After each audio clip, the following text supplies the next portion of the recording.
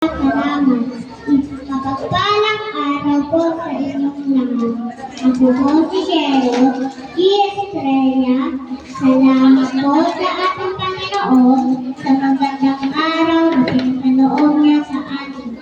Pati na ang mga biyayang ating tinanggap at naman natutunan sa kindergarten.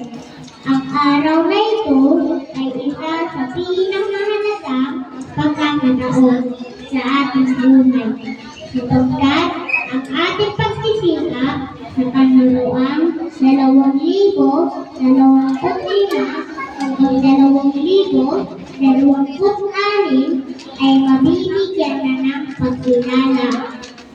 Ang katunayang ating matatanggap ang magpapatibay na tayo ay handa na sa panibagong antas ng ating pag-aaral.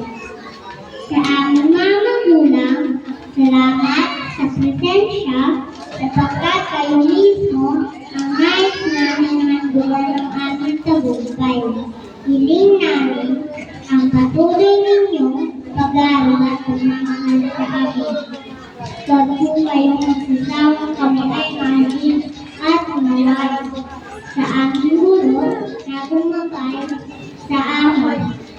Maraming salamat po sa sipag at tiyaga sa pagtulong sa ating mga magulang na mabubuo ng maayos ang aming isip at pag-uugali sa bawat naming gawin.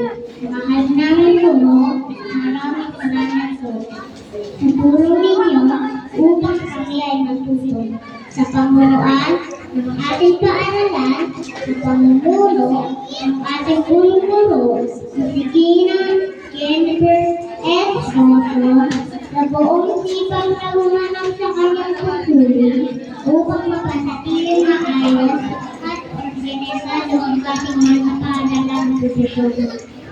Maraming salamat po. Sa aking mga kaklase, congratulations! Patuloy tayong magsikap sapagkat ito lang ang tamang paraan upang magsikilan sa mga yon ang pagmamahal ng ating mga magulang.